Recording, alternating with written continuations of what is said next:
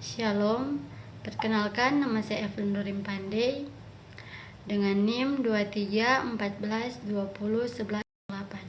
Saya membuat video ini untuk memenuhi tugas UAS dari mata kuliah pemenuhan kebutuhan dasar manusia dengan dosen pengampu Nars Fania Tampilang, Eskep MKAS.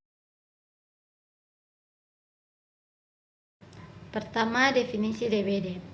Demam berdarah atau DBD adalah penyakit yang menular melalui nyamuk yang terjadi di daerah tropis dan subtropis di dunia.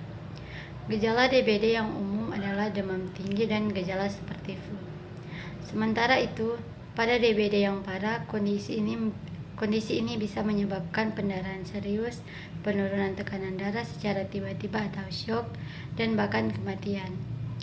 Cara terbaik untuk mencegah infeksi adalah dengan menghindari gigitan nyamuk dan mengambil langkah-langkah untuk mengurangi populasi nyamuk. Yang kedua, gejala DBD. Gejala utama penyakit DBD meliputi demam mendadak yang tinggi mencapai hingga 39 derajat Celcius. Demam ini berlangsung terus-terusan selama 2-7 hari. Kemudian turun dengan cepat. Gejala lain biasanya terjadi adalah nyeri kepala, muntah, menggigil, lemas, nyeri di belakang, mata, otot, dan tulang. Ruam kulit kemerahan, kesulitan menelan makanan dan minuman, gusi berdarah, mimisan, timbul bintik-bintik merah pada kulit, muntah darah, dan buang air besar berwarna hitam. Pada fase kritik penyakit ini, suhu tubuh menurun dan tubuh terasa dingin. Meskipun penderita mungkin merasa seperti sudah sembuh, namun pada fase ini perlu waspada karena dapat terjadi sindrom shock dunggu yang dapat mengancam jiwa. Yang ketiga, patofisiologi DBD. DBD ditularkan oleh nyamuk Aedes aegypti dan nyamuk Aedes albopictus yang sudah mengandung virus dengue. Pada saat menghisap darah pada tubuh manusia, nyamuk akan menyemprotkan zat protorimbin untuk mencegah pembekuan darah. Pada saat bersamaan, virus dengue juga akan disemprotkan ke dalam aliran darah orang yang digigit tersebut.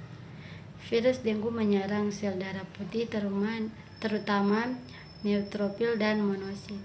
Akibat adanya pirogen oksogen dari virus dengue, maka tubuh akan merespon dengan mengeluarkan pirogen endogen.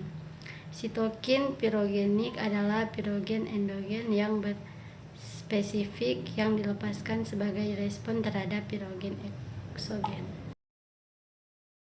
Yang keempat, komplikasi DBD.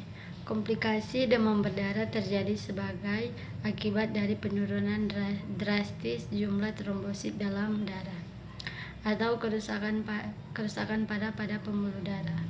Hal ini mengakibatkan kebocoran cairan darah ke dalam jaringan tubuh atau rongga tubuh dan bisa mengakibatkan beberapa kondisi seperti terjadi penumpukan cairan pada rongga dada atau efusi pleura, terjadi penumpukan cairan pada rongga dada atau efusi pleura, terjadi pendarahan hebat, terjadi dengue shock syndrome atau organ vital tubuh tidak mendapatkan aliran darah atau shock. Yang kelima, diagnosa DBD. Diagnosa demam berdarah melibatkan pemeriksaan fisik dan pemeriksaan laboratorium darah. Pemeriksaan fisik dilakukan untuk melihat tanda-tanda klinis seperti demam tinggi dan adanya tanda kebocoran plasma. Tes Torquid juga dapat dilakukan untuk melihat adanya bintik-bintik merah kecil di bagian dalam lengan. Pemeriksaan darah dilakukan untuk melihat jumlah sel darah putih dan sel darah merah, seperti untuk mendeteksi antigen virus dengue dan antibiotik. Itulah penjelasan dari saya tentang penyakit DBD. Sekian dan terima kasih.